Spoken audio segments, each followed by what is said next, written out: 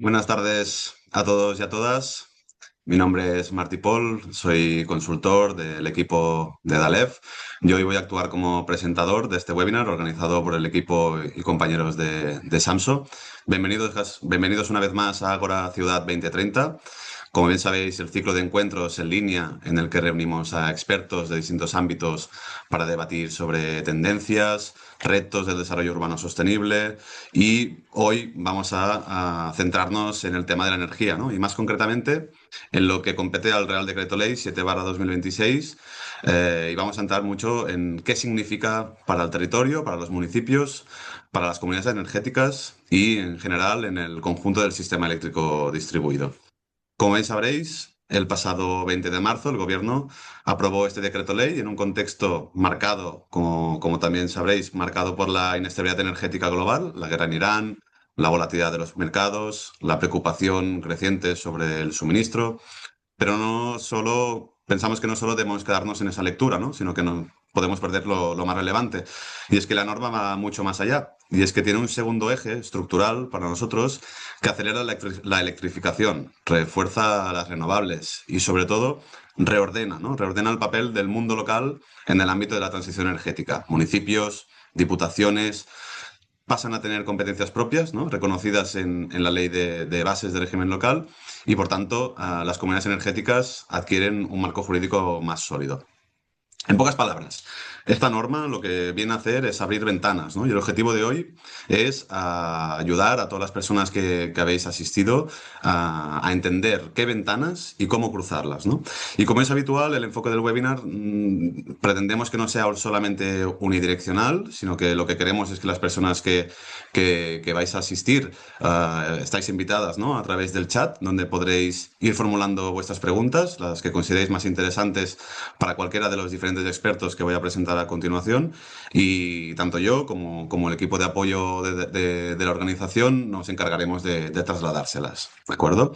En este tipo de encuentros intentamos siempre reunir expertos de diferentes ámbitos y la idea es un poco contrastar distintos puntos de vista para obtener la mejor de las aproximaciones. ¿Mm?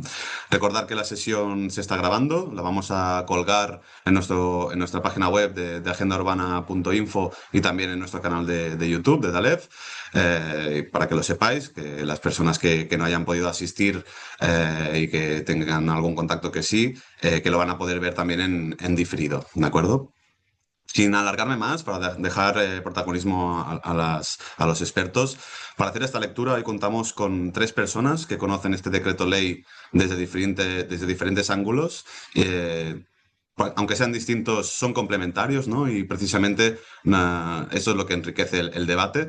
Lo vamos a hacer desde una aproximación técnica, desde una aproximación jurídica y también desde una aproximación práctica, ¿no? Que muchas veces cuestan de aterrizar este tipo de cuestiones y hoy vamos a hacer un esfuerzo para poder acompañar al territorio, estar presentes y poder aterrizar todas estas cuestiones. Paso a presentar los tres ponentes de hoy.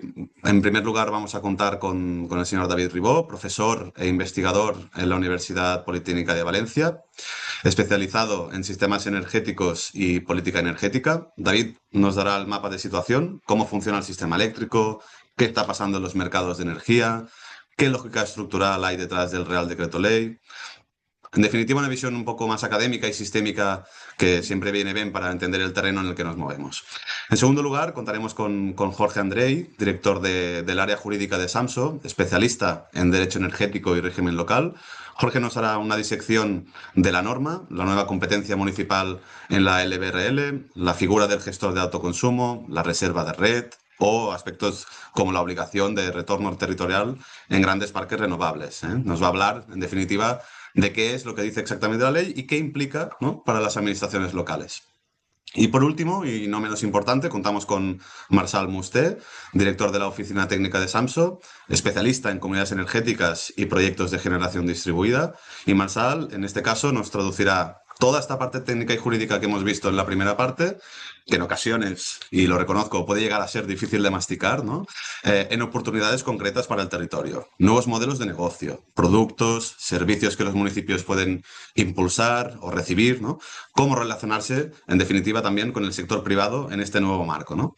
Y también, como no, nos pondrá ejemplos de casos que ya están en marcha y que demuestran que todo esto va más allá de teoría, ¿de acuerdo?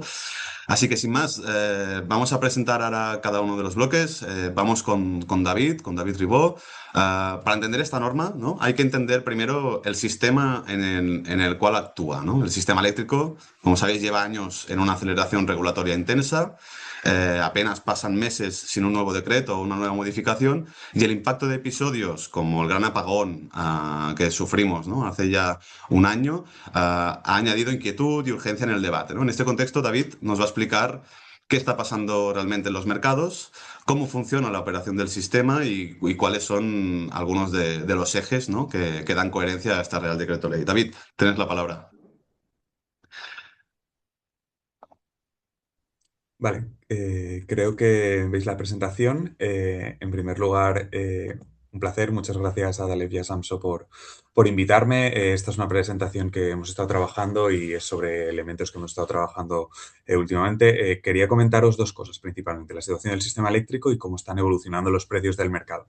Y en este sentido, una de las grandes partes del Real Decreto Ley 7/2026, que es el cambio estructural que implica en el autoconsumo compartido y cómo este autoconsumo compartido aumenta la escala de lo que podemos hacer y, por tanto, también los beneficios a donde podemos llegar. Y entonces, entendiendo bien cuál es la situación actual del sistema eléctrico y cuáles son realmente los costes que los diferentes consumidores están teniendo a la hora de pagar por la electricidad que tienen, entender cuál es el potencial del autoconsumo que vamos a poder entender para el sistema, ¿vale? Esta primera parte de situación y sistema eléctrico, os prometo que podría estar, lo comentaba antes, horas hablando de esto. Intentaré ser muy rápido, muy concreto sobre los diferentes elementos, ¿no? Veníamos de un sistema totalmente centralizado, ¿no? Donde había una serie de plantas, casi podíamos contar el número de plantas con los dedos de las manos de la gente que somos hoy en este webinar, que somos bastantes, ¿no? Pero obviamente estamos hablando de centenares de plantas que iban directamente a la línea de transmisión, a la línea de distribución y después a las viviendas, a un sistema mucho más complejo, mucho más descentralizado, con muchos más activos, ¿no? De generación, de consumo a diferentes escalas, también con redes que tienen flujos bidireccionales. Ahora tenemos generación a nivel del sistema de distribución, que luego sube a la transmisión para ir a otros niveles de distribución y luego llegar a la demanda. Pero esta idea de la modularidad de las tecnologías renovables nos está permitiendo ubicar generación en diferentes puntos del sistema, y ubicarla en diferentes puntos del sistema nos permite también ubicarla mucho más cerca de la demanda, por tanto reduciendo la necesidad de infraestructura de transporte que tenemos y, por tanto, reduciendo esos costes y esas pérdidas que tenemos en el sistema por transportarla. Ese es el valor principal del autoconsumo a nivel físico.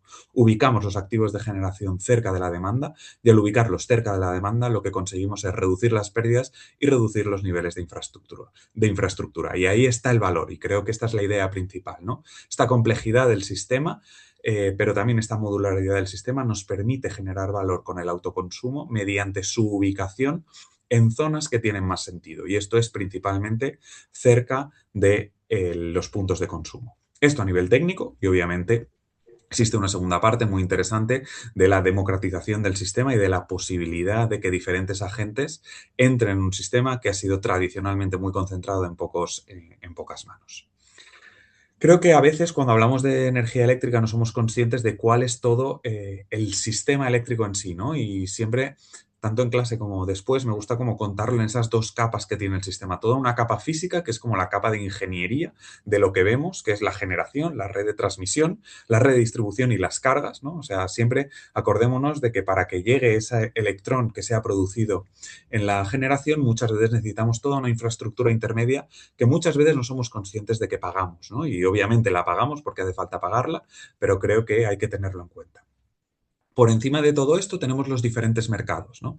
Y toda la capa institucional y económica del sistema. Tenemos agentes que generan electricidad, agentes que compran electricidad y tenemos una serie de mercados. El mercado principal es ese mercado donde se compra y vende la energía, ¿no? El mercado mayorista que habréis oído, que es más barato en España que en otras zonas de Europa, que tiene picos, que responde a los precios de las tecnologías marginales, que subió mucho cuando hubo la invasión de Ucrania y tuvimos una crisis energética asociada principalmente al aumento de precio del gas, pero no olvidemos que obviamente estamos pagando otros elementos que son principalmente la operación del sistema y para operar ese sistema tenemos que red eléctrica utiliza mercados de balance. Entonces, lo que tenemos es una capa física en la cual existe una infraestructura de transmisión y de distribución y una capa de asegurarnos, aparte de la capa energética, de asegurarnos que el sistema está funcionando de la forma que queremos, ¿no? Y obviamente por todo eso estamos pagando.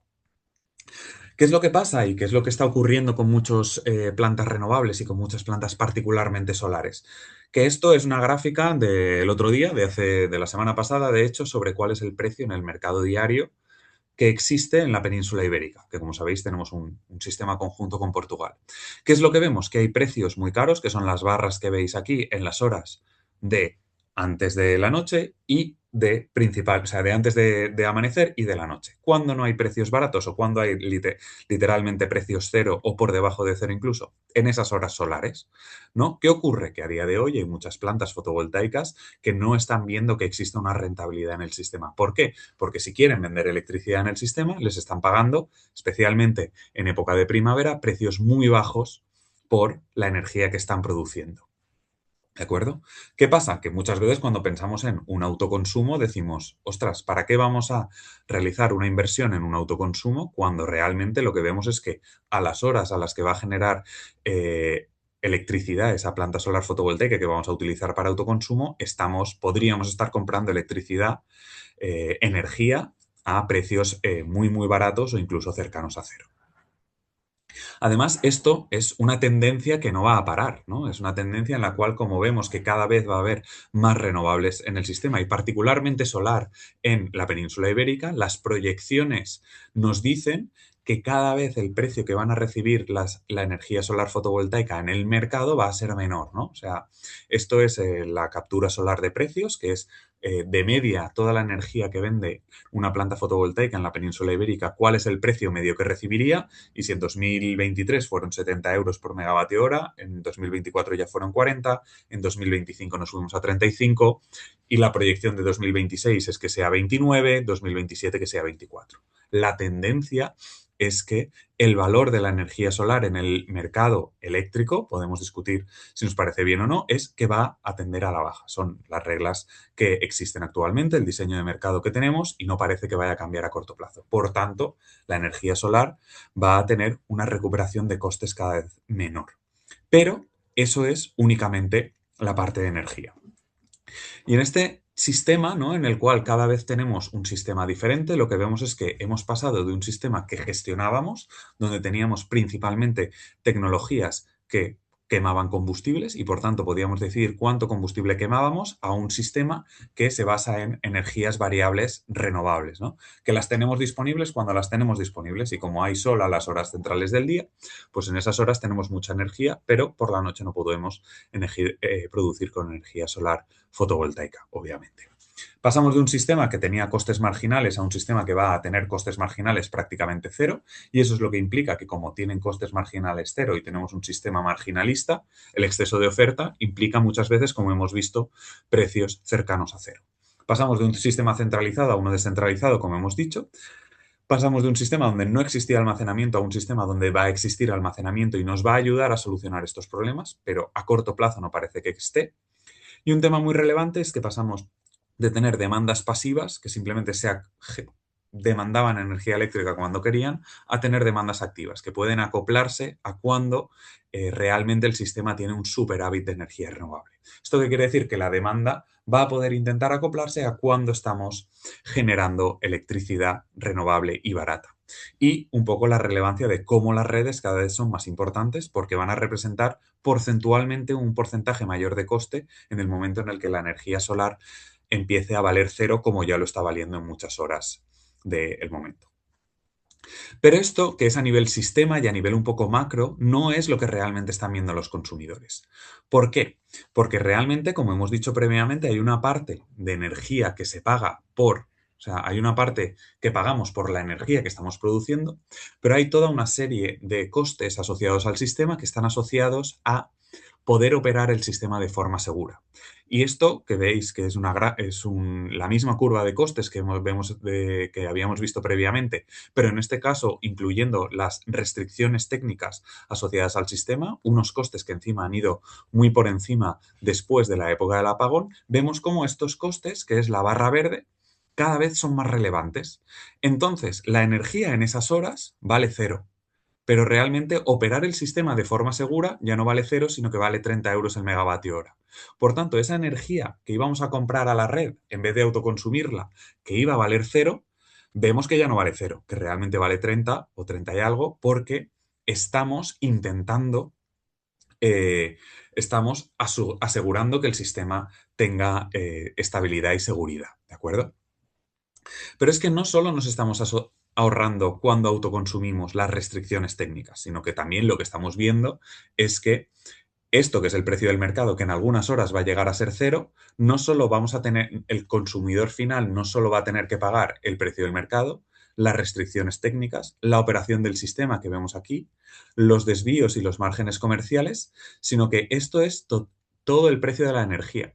Pero hay una segunda parte que también es muy relevante, que es que al coste de la energía, que es una parte relevante de la factura eléctrica final, luego hay que sumarle la tarifa de acceso, que son los cargos y los peajes asociados tanto a la política energética como al pago por las infraestructuras existentes. ¿Y cuáles son esas infraestructuras existentes? El pago por las redes de transporte y distribución que previamente decíamos que hacen falta en este sistema para que nos llegue la energía desde la generación a el consumo, ¿no? ¿Y qué es lo que pasa? Que de repente el autoconsumo ya no está ahorrándonos únicamente el precio del mercado, sino que nos está ahorrando un bloque mucho mayor de lo que realmente está viendo el sistema, que es el precio asociado a las restricciones técnicas y a la operación del sistema, pero como la legislación asociada al autoconsumo también tiene en cuenta los costes de la tarifa, también nos estamos ahorrando esa parte de acceso de tarifa y con ello también los impuestos asociados al impuesto eléctrico, ¿de acuerdo? Por tanto, cuando autoconsumimos energía, no estamos únicamente ahorrándonos la parte del mercado y del precio mayorista de electricidad, sino que esos consumos que autoconsumen se están ahorrando una parte muy superior. Y esas tarifas, para que lo veáis en, por ejemplo, lo que sería un cliente industrial o un cliente comercial con una potencia contratada de más de 10 kilovatios, tendrían esa estructura de costes. ¿Y dónde están esas estructuras de costes, que son los peajes que pagamos? Pues principalmente los costes principales de peajes están en P1, P2, P3 y P4, que justo coinciden con las horas de producción solar. Por eso, los peajes más caros son los de las horas solares, con lo cual nos estaríamos ahorrando todos esos costes asociados, ¿vale? Y para que veáis un consumidor residencial, veis como en las horas centrales del día, de las 10 a las 8 de la tarde, donde el precio, porque hay mucho sol, es prácticamente cero, los peajes representan un porcentaje muy elevado y muy relevante de lo que estamos pagando al final. Y porque tengáis un ejemplo práctico de un cliente comercial, esto en el mercado libre, a la 1 del mediodía del 25 de marzo, lo que pagaríamos en el mercado diario sería menos 0,83 euros por megavatio hora, pero si luego empezamos a subirle el coste de las restricciones técnicas, los procesos del operador del sistema, los pagos de capacidad, los peajes y los cargos, estaríamos viendo que el pago real por esa energía eléctrica que está teniendo un cliente final es no de menos 0,8, sino de 66 euros el megavatio hora. Por tanto, ese autoconsumo lo que realmente estaría haciendo no es ahorrarnos esos menos 0,883 euros por megavatio hora, sino que nos estaría ahorrando todos estos costes del sistema y por tanto ahorrando del orden de 66 euros el megavatio hora, que obviamente hace que esos autoconsumos sean mucho más interesantes para ayuntamientos, empresas, autoconsumos compartidos promocionados por promotores renovables, ¿vale? Pero para que tengáis en la idea que los precios del mercado mayorista no es lo que paga el consumidor final y, por tanto, como un autoconsumo lo que permite es ahorrar todo ese dinero, el margen de beneficio tanto para el consumidor como para el promotor de esa instalación de autoconsumo es mucho mayor. Y esas instalaciones, mientras que antes eran pequeñas, a día de hoy ya estamos hablando de instalaciones de hasta 5 megavatios que sí que consiguen conseguir esas economías de escala que nos van a permitir trabajar mejor, ¿vale?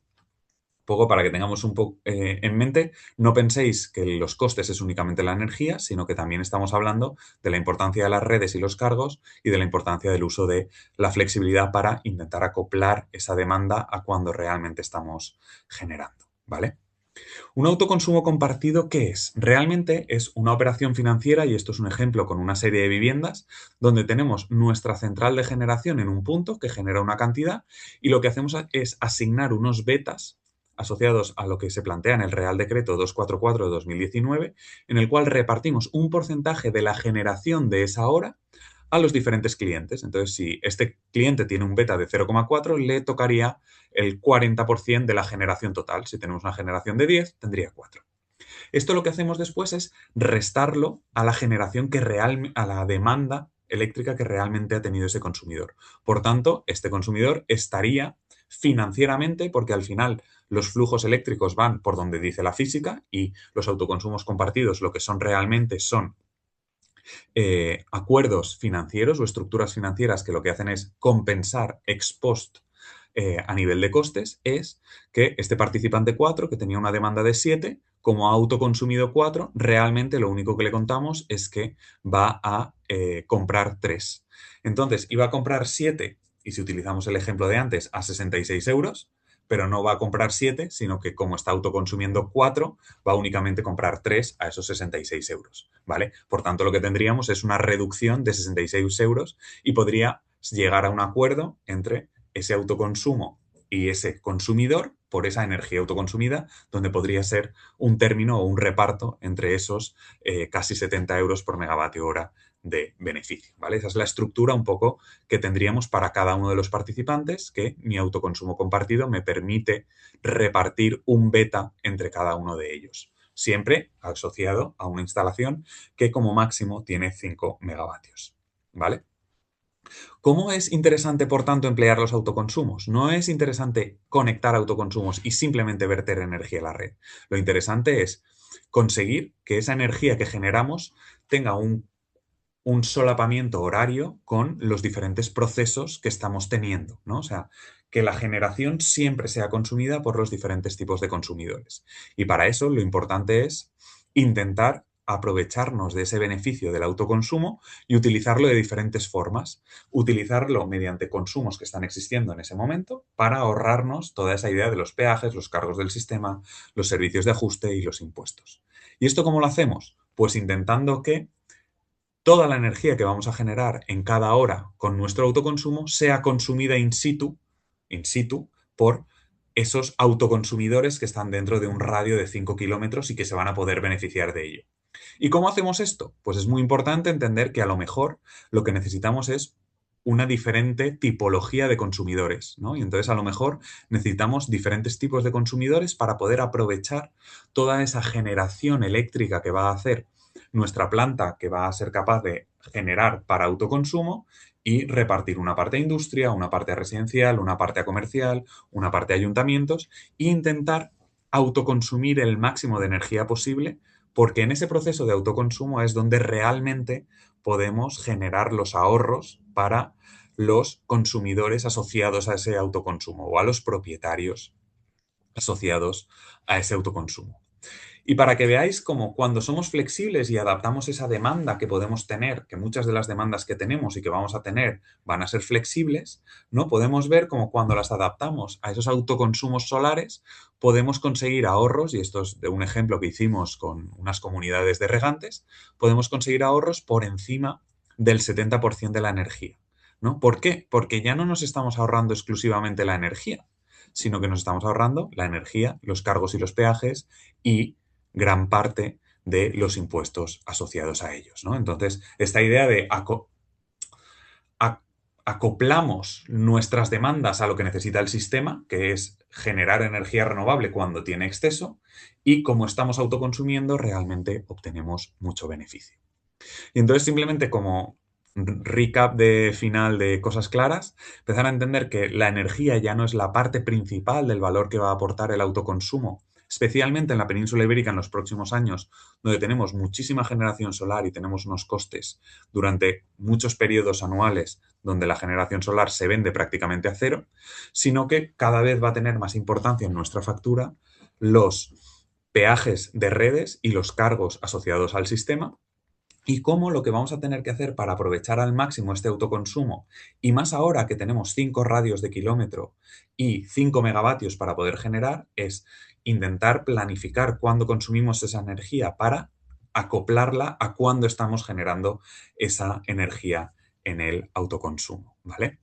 Y con esto yo acabo, que tenía solo 15 minutos y creo que no me he pasado del tiempo. Eh, Nada, muchísimas gracias y estoy para si os hace falta cualquier pregunta. Genial, David. Muchísimas gracias por ceñirte al tiempo. Lo has clavado, ¿eh? Tenía calculado a las 5, así que perfecto. Damos paseo al segundo experto, en este caso Jorge Andrei. Una vez situados en el escenario, ¿no? Toca entrar un poco en esta parte más jurídica, porque esta norma no solo anuncia intenciones, ¿no? Sino que, Jorge, modifica artículos concretos, ¿no? De la Ley de Bases de Régimen Local, de la Ley del Sector Eléctrico y otros textos normativos, ¿no? De importancia. Jorge, en principio, tenía apuntado que nos vas a analizar dos grandes bloques. El primero, las nuevas competencias, ¿no? Que asumen las entidades locales y lo que significa el reconocimiento en la LBRL. Y en segundo lugar, las figuras jurídicas que introduce la norma, ¿no? Entonces, Jorge, adelante. Así es, pues nada, muchas gracias, Paul, y a todos los que estáis aquí hoy conectados para hablar de este tema que es muy interesante, la verdad, y que abre muchas puertas. Antes de entrar en materia y a efectos de tratar de hacer un poco un puente con todo lo que ha explicado David, creo que podemos sacar una conclusión general, clara, de la exposición de David, que ha sido las energías renovables son el futuro o cuanto menos son muy interesantes porque son muy baratas. Podríamos sintetizarlo de forma muy bien así. Bueno, pues si son una buena idea porque además de ser limpias son baratas, ¿quién no querría estar de forma activa siendo parte de este cambio? Pues bueno, lo que voy a tratar de explicar en mi exposición es qué pasa para los municipios cuando deciden ser parte activa de este proceso, ¿vale? Entrar a jugar a este juego, entre comillas, de las energías renovables. La nueva norma, el RDL7, ha hecho modificaciones importantes aquí, por lo tanto vamos a ver pues, un poco de dónde veníamos y cómo está el escenario ahora, y dónde sí y dónde no, ¿vale? Bien, vamos a ello. Perdonad que me silencio. Ya está. Bien, bloque 1. Hay dos bloques. Uno es la nueva letra P del artículo 25 de la Ley de Bases del Régimen Local y ver lo que implica y lo que no implica. Esto es todo el bloque 1, es lo central y esencial de mi presentación. Y luego todo un segundo bloque para... Sí. Perdona, Jorge, que te corte. Estamos viendo la presentación en modo edición. No sé si la Ajá. habías compartido en otra pantalla o... No, pues la he hecho grande y yo la veía grande, pero déjame que la vuelva a compartir. ¿La ves Sí, ahora ahora? sí. ¿Ahora sí? Sí, Perfecto. gracias. Gracias por avisar. No, no, gracias. Am, vale, pues eso. Y un segundo bloque donde trataremos las muchas otras pequeñas posibilidades, pequeñas en comparación con esta nueva letra P, que ha introducido el RDL7, ¿vale? Bien, vamos a comenzar yéndonos a lo básico que es la ley. Al final, siempre que hablamos de temas legales, hay que ir a la ley y los blogs, las guías, la IA son fantásticas, por supuesto que sí, pero a veces, y también es como un consejo personal, es decir, aunque no seáis juristas, si hay un artículo sobre el que vais a dar muchas vueltas, imprimíroslo, subrayarlo, verlo, porque en las palabras están las respuestas, ¿no? Por tanto, vamos a diseccionar estas tres líneas de texto, porque son tres líneas de texto que implica esta letra P, Lo que está en color negro y entre comillas es la literalidad de la ley. Aquí simplemente lo que he hecho ha sido pues, añadir alguna explicación y utilizar un formato de bullet points, ¿vale? Entonces dice, se añade en el 25.2, es decir, en las competencias propias de los municipios, una nueva letra, una nueva competencia propia, que es la siguiente, es promoción y participación en comunidades ciudadanas de energía y comunidades de energía renovables que permitan contribuir así como el impulso a actuaciones de transición energética tales como la eficiencia energética, la electrificación, el fomento del autoconsumo. Eso dice, ni más ni menos. Vamos a ver qué es cada punto. Promoción de comunidades energéticas. Es decir, promoción lo diferencia de participación. ¿Por qué? Porque promoción quiere decir que yo no participo. Si yo promuevo, puede ser que le esté dando una ayuda, puede ser que le esté cediendo un activo, puede ser que incluso esté contratando un servicio externo para asistir a una comunidad, que ponga una línea de ayudas, puede ser muchas cosas. Promociones, simplemente promoverlo. Se diferencia promoción de participación. La norma lo que te está diciendo es puedes hacer las dos cosas. Puedes promoverlas, favorecerlas, ayudarlas desde fuera, de muchas formas, y también puedes participar en ellas. Participar, pues ¿qué se entiende por participar? Obviamente, si las comunidades energéticas son vehículos jurídicos, asociación, una cooperativa, una sociedad limitada sin ánimo de lucro, participar en ellas implica entrar como socio, como asociado, como cooperativista, dependerá del vehículo, ¿vale? Por tanto, tenemos un primer bloque de esta letra P, el bloque que habla de las comunidades energéticas no podía ser más amplio. Dice, puedes promover y puedes participar. Promover desde fuera, participar como socio desde dentro. Y luego tenemos todo un segundo bloque que puede tener que ver, pero no necesariamente con comunidades energéticas. Y esto es algo por lo que llevamos luchando mucho y yo no sé si habrá alguien aquí conectado de la Diputación de Barcelona, pero gracias a la Diputación de Barcelona también hemos tenido la oportunidad de hacer propuestas encaminadas en esta línea y, bueno, pues llevamos mucho tiempo reclamando que las entidades locales tuvieran reconocida como competencia propia el poder actuar en el ámbito energético, vía comunidades energéticas o fuera. Entonces, aquí tenemos el bloque de las actuaciones en el ámbito energético. De nuevo, es que no podía ser más amplio. Esta letra realmente es fantástica. Dice, así como el impulso de las actuaciones en transición energética. Y ahora, metemos sub-bullet points. El primero es tales como. Tales como es lo que en derecho se conoce como un numerus apertus, es decir, un listado abierto, ¿vale? Es decir, tales como. No te dice las siguientes, 2 puntos, y solo son las 3 que vienen. Dice tales como, es decir, te da margen a defender que otras actuaciones de transición energética distintas a estas 3 que veremos a continuación también entran. Por lo tanto, es un redactado muy positivo. Y entonces te da 3 ejemplos, los 3 ejemplos más habituales, para que no haya duda, por así decir. La eficiencia energética, aquí caben, obviamente, muchos tipos de actuaciones, intervenciones y proyectos. La electrificación, no te dice del transporte, te dice la electrificación en general, de consumos térmicos, de transporte, etcétera, y el fomento del autoconsumo.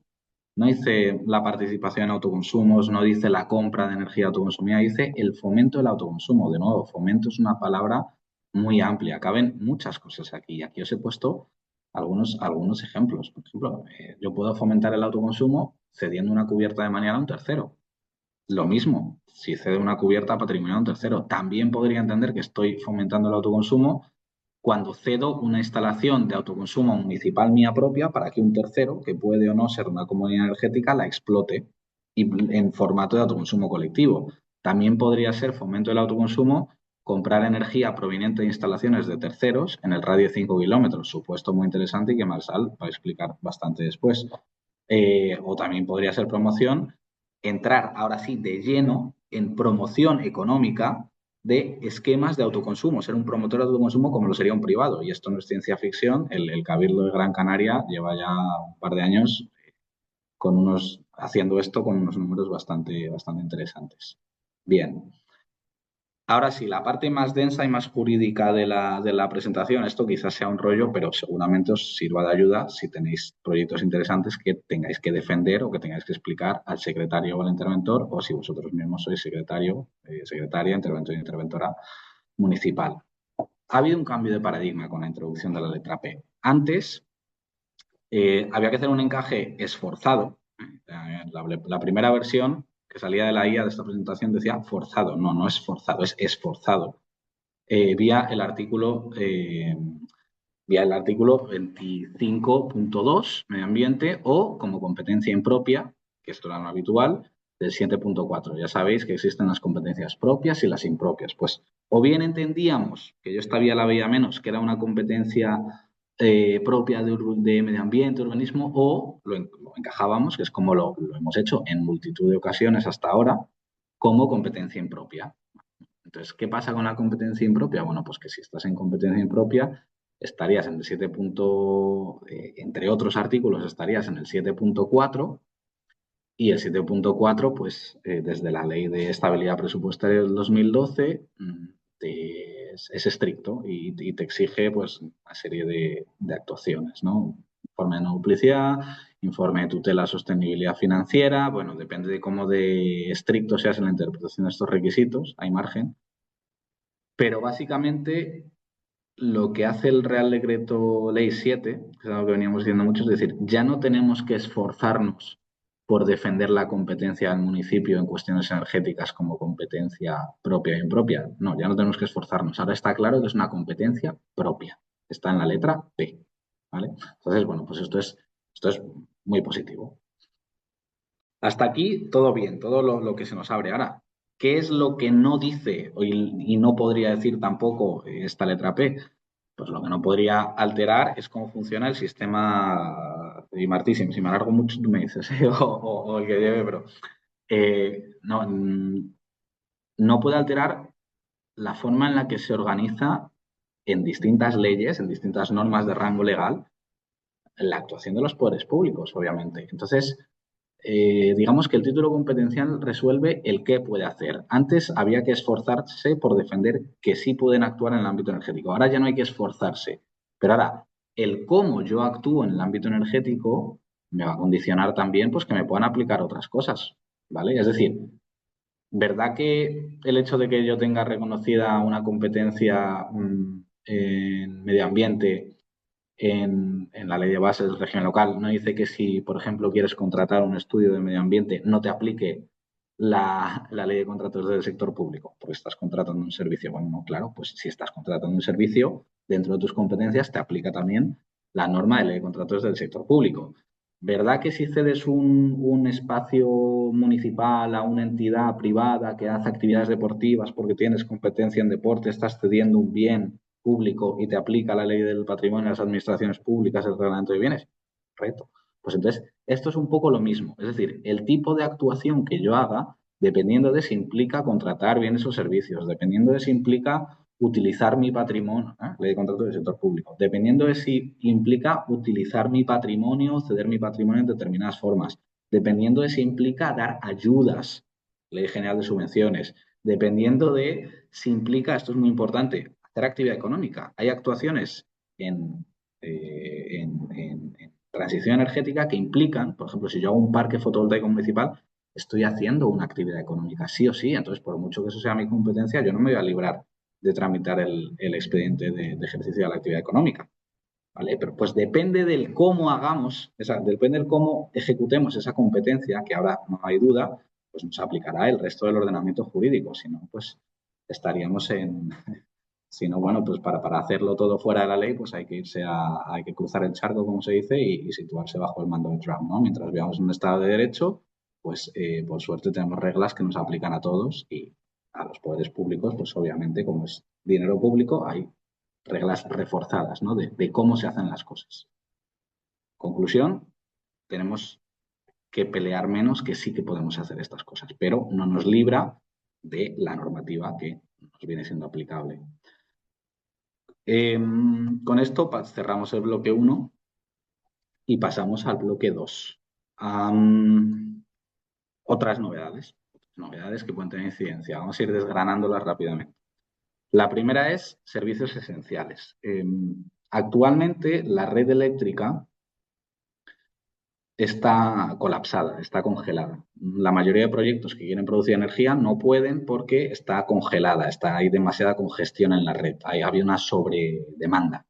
Pues ese problema que lleva años existiendo en generación también ahora empieza a aplicar a demanda. Es decir, si tú quieres poner una batería muy grande, si tú quieres abrir una nueva fábrica y necesitas mucha demanda de la red, te puedes encontrar con que está bloqueado. Bueno, pues alterando las reglas básicas de cómo funciona esto a nivel eléctrico, el ministerio dice, bueno, lo que no puede ser es que el bloqueo de la red para centros de datos haga que no podamos construir nueva vivienda o que no podamos construir un nuevo hospital porque no tengo capacidad de acceso. Bueno, pues voy a decir que para determinados supuestos, hospitales y a los efectos que nos interesa, nuevas viviendas, no me va a afectar el bloqueo de la red, ¿vale?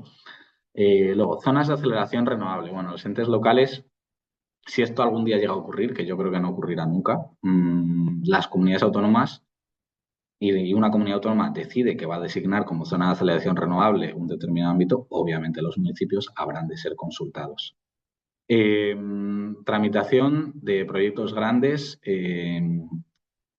Aquellos proyectos grandes cuya declaración de impacto ambiental corresponde a la Administración General del Estado, es decir, proyectos muy grandes, para entendernos, el promotor tiene que haber hecho una declaración responsable de que al menos ha informado a los entes locales. A día de hoy, todos los promotores suelen hablar con los entes locales y quien no lo hace tiene pocos visos de que su proyecto vaya adelante. Proyectos preferentes, las administraciones, incluida la local, han de priorizar los informes a estos expedientes. Bueno, hay determinados proyectos, como por ejemplo una repotenciación o proyectos estratégicos que se consideran de interés especial. Si tenéis muchos expedientes sobre la mesa, porque tenéis muchos proyectos de parques fotovoltaicos sobre la mesa, ahora tras esta norma se supone que hay determinados expedientes que tenéis que priorizar por encima de otros. Sello de excelencia del biometano. Bueno, Jorge, perdona, si sí, podremos ir concretando en un par de minutitos más para perfecto. poder dar paso a Marsal. Vale, pues movilidad sostenible al trabajo ya está, lo pasamos. Lo principal es lo siguiente. Se han ampliado los supuestos. Si queréis que en vuestro municipio se instale más fotovoltaica, ahora también podéis bonificar el IBI a la cesión de cubiertas para autoconsumos colectivos, que muchas veces serán promovidos por comunidades energéticas, y también, esto es importantísimo, las bombas de calor. Con las bombas de calor vamos a electrificar los consumos térmicos. Por lo tanto, podéis bonificar el IBI. Esto es altamente recomendable y no es complejo. Y lo mismo con el ICIO. Ahora también se puede bonificar el ICIO, no solo a la fotovoltaica, como ocurría antes, sino también a las bombas de calor, aerotermia y otras formas de utilizar esta energía ambiente. Y retorno territorial obligatorio. Los parques grandes, que se conecten a más de este voltaje, que vendría a ser más de 10 megavatios, tienen que justificar que están haciendo esfuerzos por hacer un retorno al territorio. Esto está pendiente de desarrollo reglamentario. Plazo para aportaciones fin en pocos días. Y obviamente el municipio está llamado a ser un actor clave como receptor de este pacto, de estos beneficios adicionales a los impuestos que el promotor quiera dar.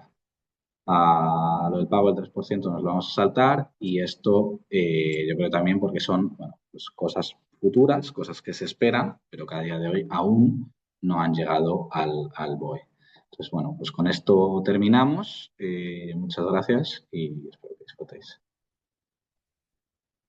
Vale, genial, Jorge, muchísimas gracias por el esfuerzo de sintetizarlo.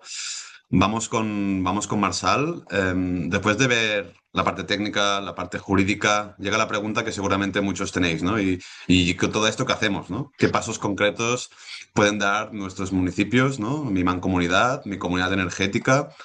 Marsal, un poco ponlos la norma en práctica, ¿no? Hablamos de esos nuevos modelos de negocio que se abren, cómo podemos relacionarnos las administraciones con el sector privado en este nuevo contexto, ¿eh? Cuando quieras.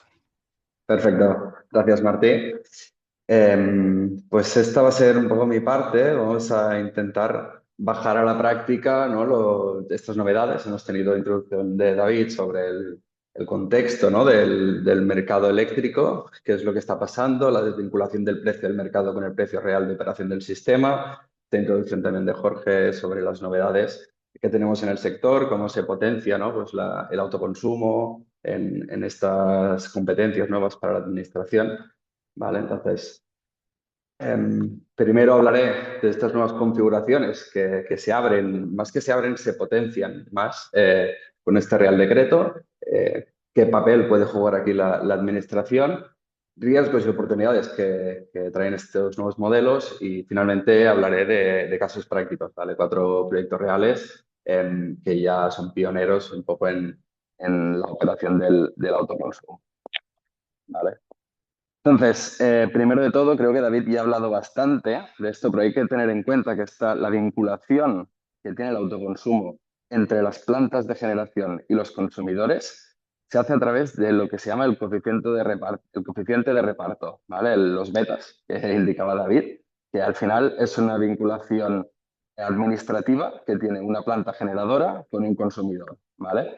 Este coeficiente va a determinar qué generación individualizada va a tener para cada hora cada consumidor, ¿vale? Que esté asociado a la planta. Y esta generación va a ser necesario que coincida con el consumo del usuario para que se convierta finalmente en el autoconsumo, ¿vale? Es decir, que generación individualizada no es lo mismo que autoconsumo. Lo que no coincida con el consumo en esta hora en concreto va a convertirse en el excedente, ¿vale? Es decir, el funcionamiento es exactamente el mismo que el autoconsumo individual, pero esto no es un autoconsumo físico, sino que es administrativo, ¿vale? Entonces, este coeficiente de reparto es importante tenerlo en cuenta, ¿vale? Como veis, habrá determinados conceptos que habrá que tener en cuenta, ¿no? Pues esta coincidencia temporal, que va a medir el ahorro real que va a tener el consumidor asociado, así como habrá que tener en cuenta pues, las variaciones semanales y estacionales que tienen, pues, por ejemplo, escuelas, ¿no? Oficinas, pues, industria que no trabajan fines de semana. Aquí habrá mucho juego para adjudicar autoconsumo, ¿vale? Entonces, se abre esta nueva ventana que ya venía abierta, pero ahora se está potenciando de no vender energía, sino vender autoconsumo, ¿vale? Es decir, vender energía cerca de donde se consume, ¿vale? Por lo tanto, como indicaba antes David, ya no estaremos ahorrando coste del mercado de energía, sino que estaremos ahorrando coste del mercado, además de todos los costes que trae el sistema relacionados con el suministro de energía, ¿vale? Ahorraremos cargos y peajes, ahorraremos también las restricciones técnicas que están al día de hoy. Entonces, aquí, ¿qué podremos vender a nivel de autoconsumo? ¿Qué nos podrán vender promociones que estén en nuestra zona territorial, ¿no? Pues podrán vender potencia, es decir, podrán asociar una parte podrán vendernos, digamos, podremos asociar una parte de esa instalación fotovoltaica que se está desarrollando. O también podremos hablar de megavatios hora generados, es decir, cantidad de energía de autoconsumo que ha generado esa planta, o que haya coincidido directamente con el consumo que tenemos nosotros, que sería esta tercera opción de los megavatios hora autoconsumidos, ¿vale? Entonces, al final estamos hablando del mismo producto, todo se basa en un mismo coeficiente de reparto, ¿no? Pero sí que el tipo de producto define quién asume cierto riesgo, ¿no? Aunque todo esto terminará definiéndose en la relación contractual, ¿vale? Sí que es importante este nuevo cambio, ¿no? El cambio de los 500 metros que veníamos hasta ahora para los parques fotovoltaicos, los 2 kilómetros que teníamos para las instalaciones en cubierta y ahora este nuevo radio de 5 kilómetros para instalaciones de hasta 5 megavatios, ¿vale? Es decir, que el parque fotovoltaico que tenemos cerca de centros de consumo de industrias o incluso del propio municipio, pues va a poder suministrar autoconsumo a los consumidores del municipio, ¿vale? Es decir, que pasamos a un entorno ya más parecido al término municipal entero, ¿no? Antes hablábamos pues, de la escala primera, estamos hablando principalmente pues, de comunidades de propietarios, de instalaciones que están muy cercanas. El segundo caso ya abrió la puerta a comunidades energéticas de polígonos industriales, de barrios, de zonas locales, de municipios o en entornos más rurales del pueblo entero. Ahora, pasando los 5 kilómetros, pues ya se abre una ventana más amplia a todo el término municipal, ¿vale? Aquí hablaremos voy a intentar distinguir estos tipos de proyectos en 2 ejes, ¿vale? El primer eje será la titularidad de la instalación, es decir, de quién va a ser esta instalación renovable.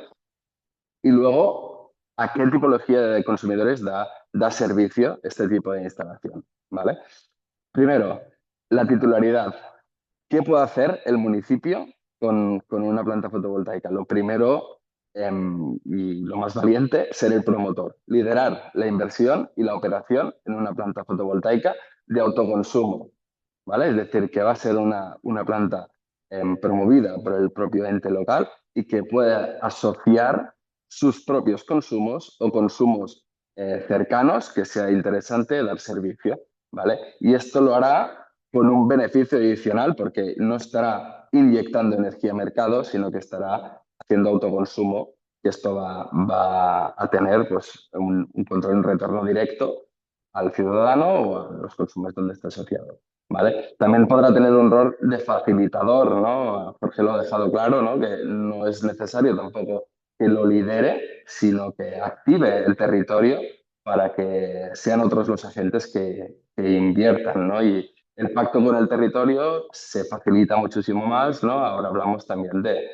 poder hacer un pacto mediante una asignación de autoconsumo. Pues se abre la puerta a tener nuevas modalidades, ¿no?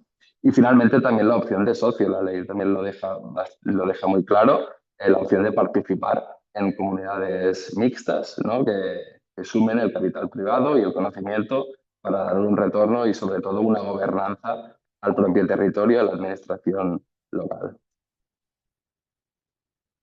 4 palancas que el Real Decreto pone al servicio del municipio, ¿vale? Al final hablaremos de estas subastas que están pendientes del marco reglamentario de las comunidades energéticas, pero Jorge ya lo ha comentado también, que veremos que podrá haber una reserva específica de potencia en las redes para proyectos liderados por estas comunidades energéticas o administraciones locales, ¿vale?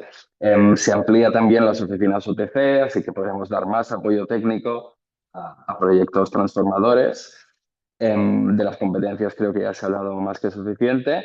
Y la nueva figura del gestor de autoconsumo, ¿vale? Hasta ahora, los que son más valientes, que ya se han puesto a operar instalaciones de autoconsumo colectivo, pues vemos que actualmente las relaciones son bilaterales, es decir, que el ayuntamiento, por ejemplo, promueve una comunidad energética y luego a la hora de ponerlo en marcha, pues son los propios consumidores quienes tienen que hablar con sus comercializadoras, estas hablarán luego con la distribuidora, hay muy poca visibilidad y no es nada fácil operar este tipo de instalaciones. Esta nueva figura del gestor de autoconsumo, pues al final es un agente que centraliza todas las gestiones, toda la información y va a poder dar respuesta a todos los inconvenientes y a controlar que todo funcione correctamente. Aquí, intentando relacionarlo con el otro eje que comentaba, ¿no? ¿A quién va dirigido esta energía, ¿no? Pues vemos que, claro, habrá casos que será más fácil, ¿no? Que el ayuntamiento, la administración local sea promotora, que sea facilitadora o que participe en este propio proyecto, ¿no? Estamos más acostumbrados, sobre todo, a cubiertas de edificios públicos, donde la administración es promotora o incluso facilitadora para una comunidad energética. Cuando hablamos ya a escalas de la comunidad ciudadana entera, de polígono industrial, incluso de un parque en suelo rústico, pues habrá que explorar nuevas opciones que se abren con el nuevo marco normativo. A nivel de riesgos, es evidente, ¿no? Que siempre hay riesgos regulatorios, hay riesgos de mercado, ¿no? Como estamos viendo, pues hay que buscar alternativas al suministro ordinario en la red. El autoconsumo hoy en día se muestra como las mejores opciones.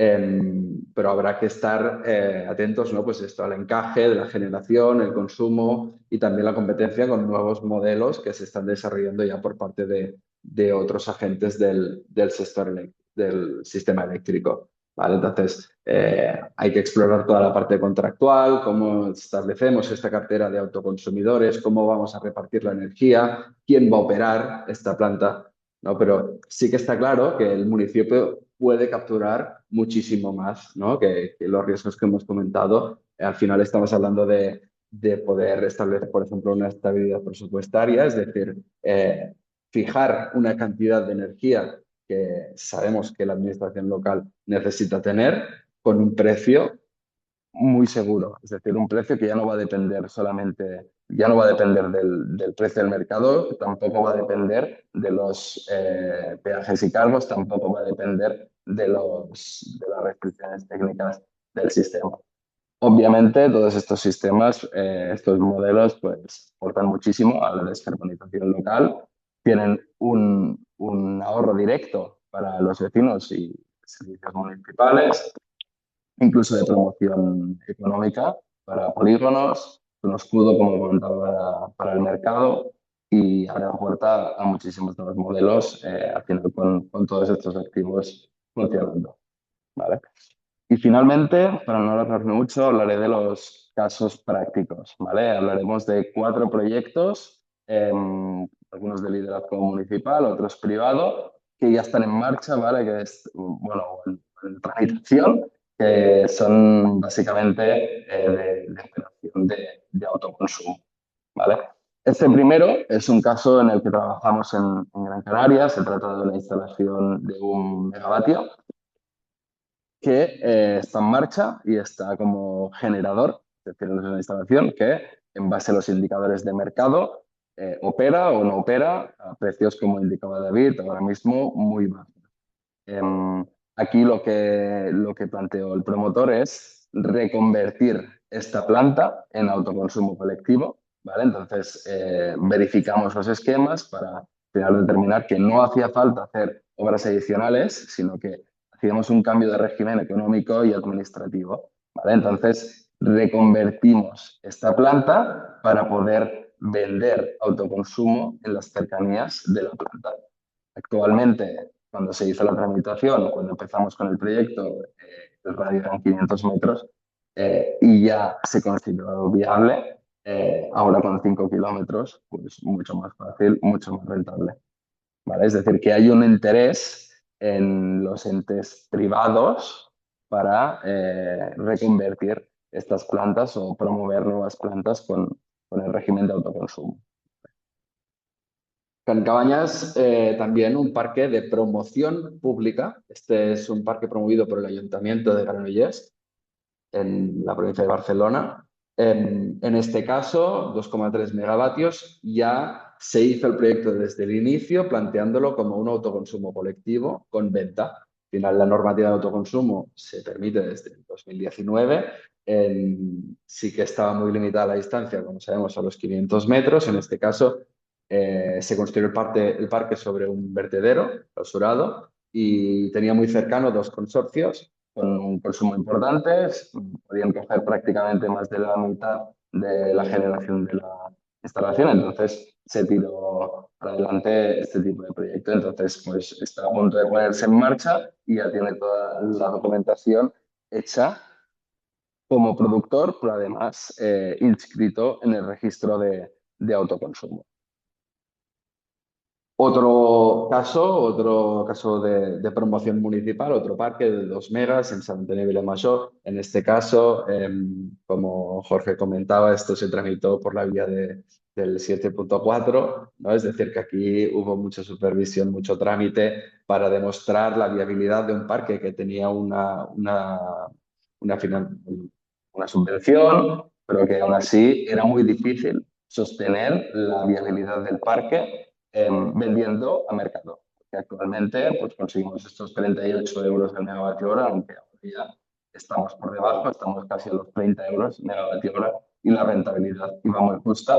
Ahora mismo, con el cambio normativo, pues tenemos un parque de 2 megas que va a poder dar servicio a una parte importante del municipio mediante la explotación del autoconsumo. Y este caso es un caso más sencillo, es un caso de una cubierta industrial donde se hizo una instalación de 100 kilovatios, un tamaño al que estamos más acostumbrados, y hay compensación simplificada, y que en este caso lo que se hizo es una concesión de uso a 25 años, es decir, que se hizo una instalación y se asoció a 25 años vista un coeficiente para cada participante. ¿Qué se conseguía? En este caso son 40 participantes que hace 3 años que están funcionando, que en este caso lo que hacemos es conseguir un precio industrial, ¿no? Una instalación industrial de 135 kilovatios pico para participantes residenciales, comercios, pequeñas pymes, ¿no? Que una instalación de autoconsumo individual para ellos pues sería con un payback mucho más elevado, en este caso, como veis, inferior a 5 años, por un tema de economía de escala. Conclusiones rápidas. Como veis, no hay un rol único, no hay una sola configuración. Vemos que se abre este nuevo sistema operativo de Crear el autoconsumo es sobre todo administrativo. Al final podemos ver que podemos reconvertir activos existentes, podemos explorar nuevas configuraciones y todas funcionando como agentes de mercado, pero a la vez también como explotando el autoconsumo. Básicamente hablamos de estabilizar ingresos. Actualmente los PPAs bilaterales típicos que conocemos a mercado sí que están sufriendo muchas variaciones por el tema de las restricciones técnicas. Los ingresos con un PPA fijo a largo plazo de autoconsumo pues dan muchísima más seguridad. Además, con el rol del gestor de autoconsumo que se ha aprobado, pues esperemos que sea mucho más fácil operar este autoconsumo y que al final esta nueva normativa pues también permita nuevos modelos para la administración local. Así que hasta aquí, por mi parte, te devuelvo la palabra, Martí. Gracias. Genial, Gonzalo, muchas gracias por la presentación. También agradecer a los tres el esfuerzo en sintetizar el mensaje. Personalmente considero que alguno de los puntos no es fácil de trasladar. Entonces, si os parece, intento hacer un pequeño resumen. No sé muy bien cómo va a salir, pero lo voy a intentar, ¿eh? En el caso de David, nos ha explicado cómo está evolucionando el mercado eléctrico, ¿no? El precio de la energía solar tiende a cero, especialmente en las horas centrales, lo que hace que las redes sean cada vez más importantes en la factura, ¿no? Las redes y los cargos. En este contexto, vemos cómo el autoconsumo compartido, ¿no? Cobra todo su sentido cuando solapamos la generación con distintos tipos de consumo, ¿no? Y especialmente en este nuevo ratio que se nos abre de 5 kilómetros, que nos permite repartir costes y maximizar el ahorro real para los participantes, ¿no? Que esto es una de las cuestiones que seguramente más puede preocupar a la hora de trasladar los beneficios de todo esto, ¿no? Jorge, por su parte, nos ha mostrado que el marco normativo abre una puerta muy amplia, ¿no? Para los municipios. Ha hecho un esfuerzo también de sintetizar cada uno de los puntos palabra por palabra. Y esto significa que se pueden promover sin necesidad de participar directamente, ¿no? Y eso seguramente también es muy beneficioso. Y además cuentan ya con herramientas concretas, ¿no? Bonificaciones, la obligación de retorno territorial, que convierte cada proyecto en un activo. Son diferentes cuestiones que hacen avanzar. En relación a Marsal, por último, nos dejaba claro, ¿no? Que el municipio tiene 3 roles disponibles, ¿no? Promotor, facilitador o socio, y que el nuevo decreto, ¿no? pone palancas reales a la disposición del territorio. También hay riesgos, ¿no? Que habrá que gestionar, que aparecen gracias también a estas nuevas oportunidades, y también nos apuntaba algunos ejemplos en Canarias y por aquí por Cataluña, ¿eh? En el caso de la zona de Granollers y de Sant Antoni. Vemos en resumen que el momento parece que cada vez es más ahora, ¿no? Y que el mercado empuja, que la normativa acompaña y que los roles cada vez están más definidos. Así que muchísimas gracias a los tres por vuestras aportaciones y vuestros apuntes. Vamos a abrir ahora el turno de preguntas. Deciros que tampoco nos ha trasladado ninguna inquietud. No sé si es que lo habéis explicado todo muy bien, si es que ya lo tenemos todo muy claro. Entonces yo, si hay alguna persona que quiera aprovechar estos minutos para trasladar alguna pregunta, si no, yo sí que tengo alguna, ya me es incluso personal, también en otros proyectos que nos van saliendo. Vemos una mano levantada. Esther, yo te agradecería si la puedes trasladar en el chat, a no ser que No los, que se los puede, compañeros chat. consideréis. No se puede, está deshabilitado el chat. No me deja escribir. Está deshabilitado. Bueno, pues como ya tienes el micro abierto, si te parece, tienes la palabra. Vale, mira, bueno, yo hablo desde el ámbito de servicios sociales, soy trabajadora social de un municipio y me incorporo a esta reunión porque desde Derechos Sociales de la Generalitat nos lo han trasladado y mi duda era que, bueno, he escuchado atentamente las tres conferencias, pero no acabo de ver la modificación o en qué afecta este nuevo Real Decreto en cuanto al Real Decreto que ya teníamos 15/2018 y la Ley 24/2015 catalana en cuanto a todo el tema de bonos sociales, clientes vulnerables, porque tal y como nos anuncian, al parecer este nuevo Real Decreto tenía implicaciones directas en este sector bueno, de los bonos sociales térmicos, de que limitaría los cortes de suministro. No he visto en la exposición toda esta información que al parecer nos indicaban que estaban incluidos en este nuevo Real Decreto y que me gustaría ver qué encaje tiene, ¿no? Estas tres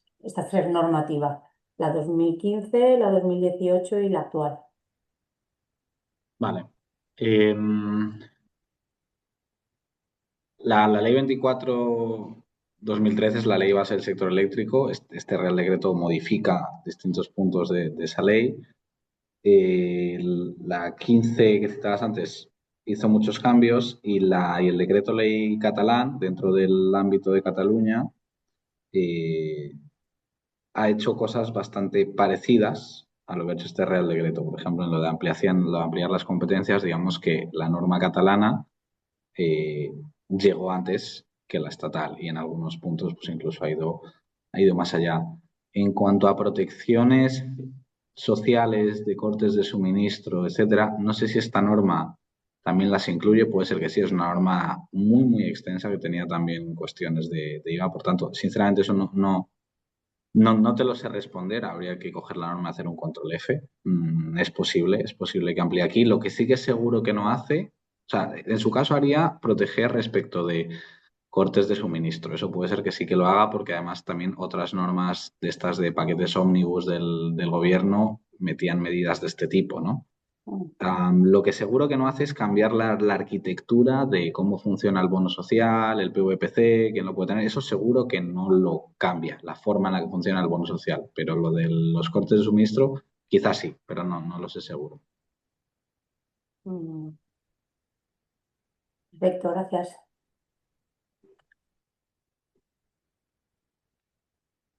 Aprovecho para decir, Martí, que también me ha llegado, por otro lado, que a otra persona también le tenía restringido el chat, así que no sé si será algo genérico, lo digo por si, no sé. Sí, lo estábamos ahora mirando con Antonio, el compañero de organización. Tenemos otra mano levantada que es Pau Salas. Si quieres puedes hablar. De momento lo haremos así, disculpad las molestias.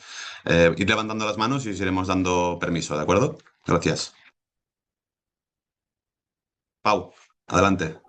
No sé para qué te aparece que está la mano levantada. Si es así, disculpa, no la había levantado. Pues me aparece aquí, disculpa. Otra mano que aparece por aquí es Laura Presiche.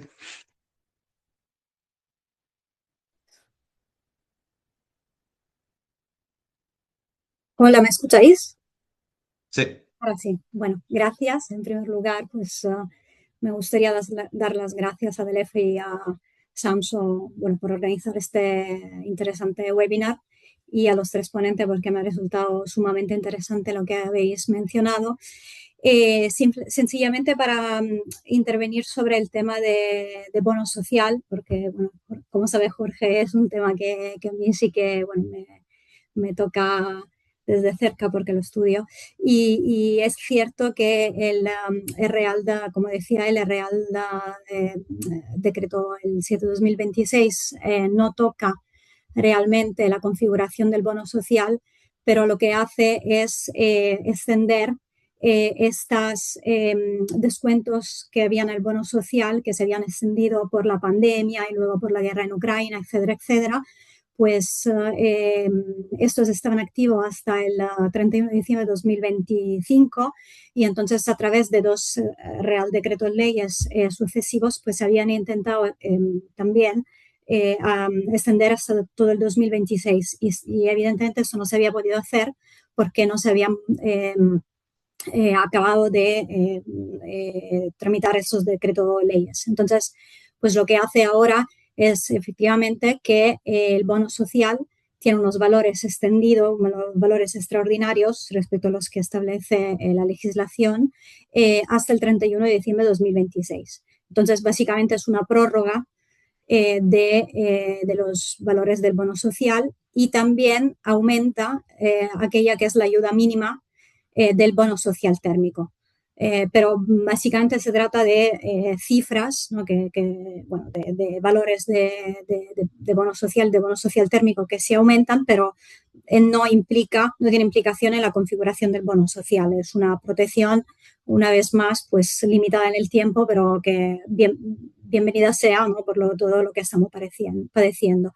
Y en cuanto a las competencias, es cierto que el Real Decreto pues no añade nada nuevo. Lo que sí que me parece interesante y a ver cómo se configurará luego por la legislación sectorial, que en el Decret Llei català, el 22-2025, sí que aparece tras las competencias propias, ¿no? Que se otorgan o se reconocen a los entes locales dentro de la REFOS de la Llei municipal, el de promoción de la transición energética justa. Y esta palabra justa, pues a ver qué implicación puede tener. De momento, sinceramente, soy incapaz de prever qué implicaciones reales puede tener, pero bueno, nos podemos esperar que pues sea una vía de entrada también para una protección mejor de los consumidores vulnerables dentro del ámbito de la transición energética. Y nada más, era simplemente eso. Agradecer otra vez Samso y Dalef por este webinar. Un abrazo. Gracias, Laura, por la pregunta o reflexión un poco amplia. No sé quién de los tres se ve con fuerzas de contestarlo. Yo creo que no hay que contestar nada. Yo creo que Laura, que es también compañera y sabe mucho de pobreza energética, pues ha podido contestar bien la pregunta que habían hecho antes. Así que bueno, no sé si habrá alguna otra pregunta por ahí. Pero... Sí, me comentaban que sí que había alguna más. Jordi, cuando quieras. Sí, una Si duda. podemos ser breves también y concretos en la pregunta, lo vamos a agradecer bien y así si hay alguna mano más levantada nos da tiempo a contestarlo. Gracias. Por supuesto, Verano, muchas gracias por la sesión. Una duda, porque antes ha aparecido alguna de las ponencias, ¿no? Y inquieta especialmente esto con el tema del Plater. El tema de las ZARs, ¿no? De las zonas de intervención especial, que de hecho salió una audiencia pública no hace 4 días y por tanto todavía está por definir. ¿Cómo casa con el tema del Plater, con estas zonas prioritarias? Lo digo por la inseguridad jurídica que genera, ¿no? De cara a los municipios, pensar que puedes ir por una vía o por la otra porque no sabes si son la misma o no son la misma o el trámite administrativo será distinto. ¿Cómo lo veis esto? Ya sé que no está definido todavía porque está en exposición pública los TARs, pero ¿cómo veis esta dualidad, ¿no? También sorprendente porque en el caso del Plater final publicado hace una semana tampoco no aparece mención, aunque entiendo que les han llegado notificaciones del tema, pero no han modificado nada. Gracias. Sí, es muy buena pregunta, Pascual. Es muy jurídica y trataré de ser muy breve. Yo este tema sí he tenido ocasión de verlo en detalle y yo entiendo y con alto grado de seguridad que son cosas distintas, aunque se parecen, son cosas distintas. Digamos que las ZAR nace de lo ambiental y nace de poder llegar a un resultado según el cual un proyecto en una ZAR, si cumple determinadas condiciones, no necesite tener la evaluación de impacto ambiental de ese proyecto. Esa es la razón de ser de las ZAR, es decir, es un tema sobre todo ambiental.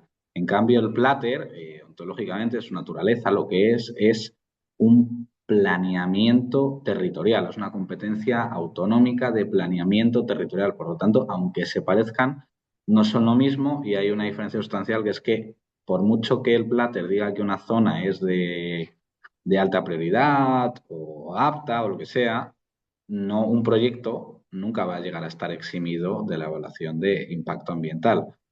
Entonces, bueno, pues eso, el Plater es un ejercicio que hace el Gobierno de la Generalitat en base a una competencia autonómica que es la de planear territorialmente su territorio para una actividad como la energética.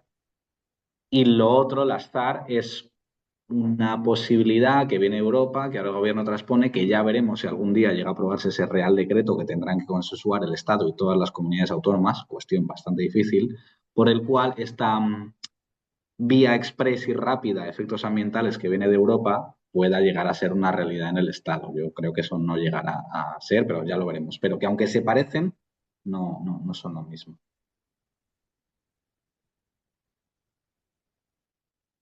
Genial, Jorge, gracias por la respuesta. Me comunican que tenemos dos manos más. En principio cerraríamos con estas dos. Juan, adelante.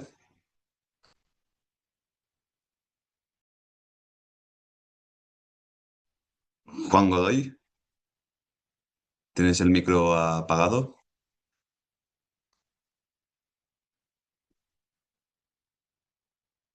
¿Me escucháis? Ahora ¿Ahora? sí. Vale. Sí, una pregunta para Jorge, rápida.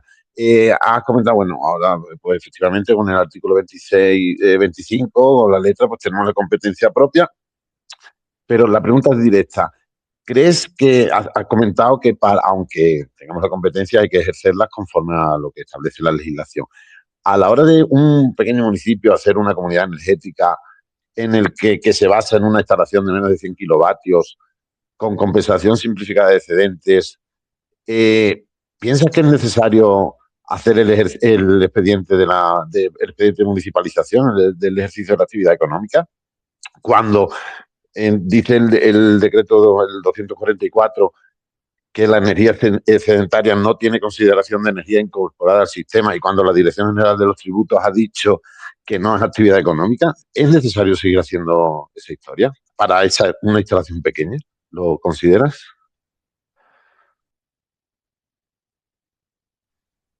Perdón. Sí, bueno, buena pregunta.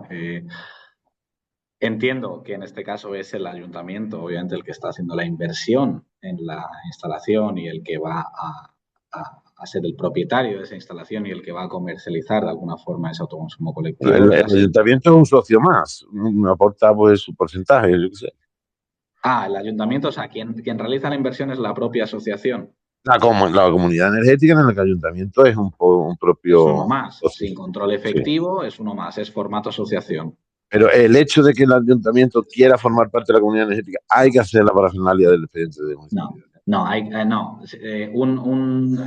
Se puede hacer una interpretación súper extensiva, súper restrictiva y súper stopper y llegar a defender el sí a mi juicio y entre otros los argumentos que tú citabas, para nada es ejercicio de la actividad económica y menos aún si quien lo hace es la asociación. O sea, eso ya tendrías que hacer un salto para entender que algo así pues, es actividad económica, ¿vale? Podrías decir, bueno, cada vez hay más empresas haciendo este tipo de cuestiones, estás compitiendo con un tercero en el mercado, por mucho que la energía no esté sujeta al impuesto de actividades económicas, etcétera. Bueno, ese argumento, además, conforme pasa el tiempo y deja de ser algo tan nuevo, va ganando fuerza. Pero claro, eso sería si quien promueve y es el propietario de la instalación es el ayuntamiento. Si el ayuntamiento es uno más, pues bueno, claro, tendrías que decir, bueno, pero es que esa asociación está haciendo una actividad económica.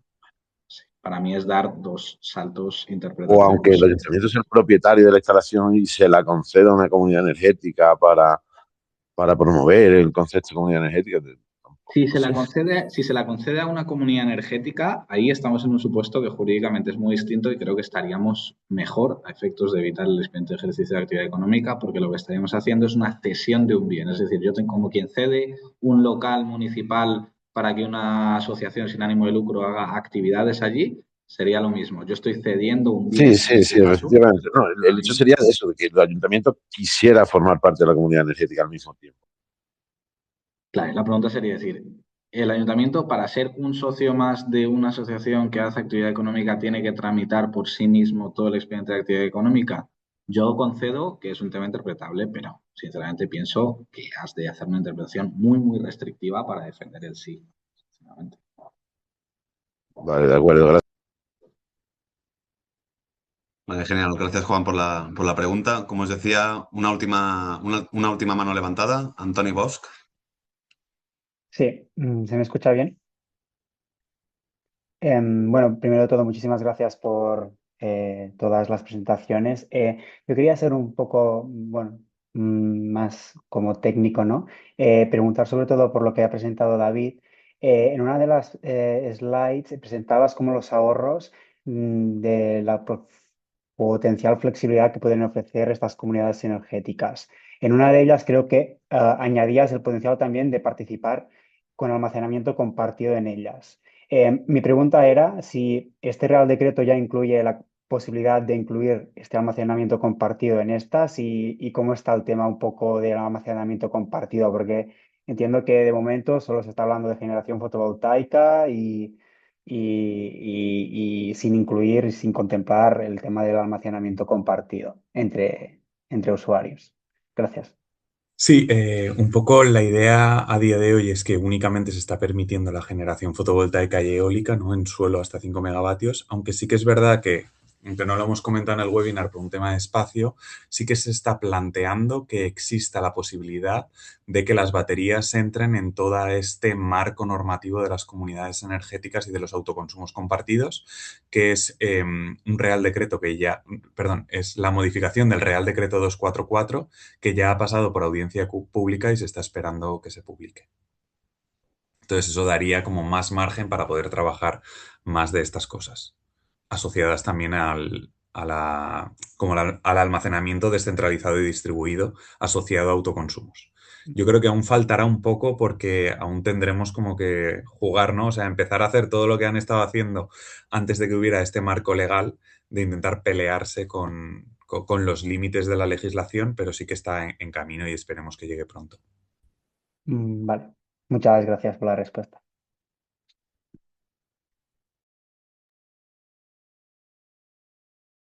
Pues vamos llegando al final de la sesión. Esperemos que este webinar nos haya dado un poco más de claridad sobre una norma densa, ¿no? Pero llena de oportunidades. Esperemos que también salgan de aquí los asistentes sabiendo, ¿no? Qué nuevas ventanas se abren, qué elementos se refuerzan, ¿no? Con este cambio normativo. Agradecer a los tres ponentes, ¿no? A David, Jorge y Marsal por vuestras aportaciones y por trasladarnos vuestro conocimiento de una forma clara y práctica. Y también a todos los asistentes, disculpad por el pequeño error técnico con la herramienta del chat. Muchas gracias por vuestra participación y vuestras preguntas. Seguramente han sido de interés también para el resto de asistentes. Recordaros que también si tenéis alguna cuestión que se ha quedado en el tintero y que no hayamos podido atender, las podéis hacer llegar por correo electrónico y estaremos encantados de poder responder y de poder acompañaros. Y recordaros también que este webinar quedará grabado y que estará disponible próximamente en las plataformas como YouTube, ¿no? En las cuentas de Dalef. Si os ha resultado útil, también animaros a seguir el ciclo de Ágora Ciudad 2030, ya que próximamente tendremos nuevas sesiones, ¿no? Alrededor de distintas temáticas de interés para avanzar hacia ciudades más humanas, ¿no? Y territorios más cohesionados. Y nada, agradeceros a todos vuestro interés, vuestra participación y nos vemos pronto. Un abrazo.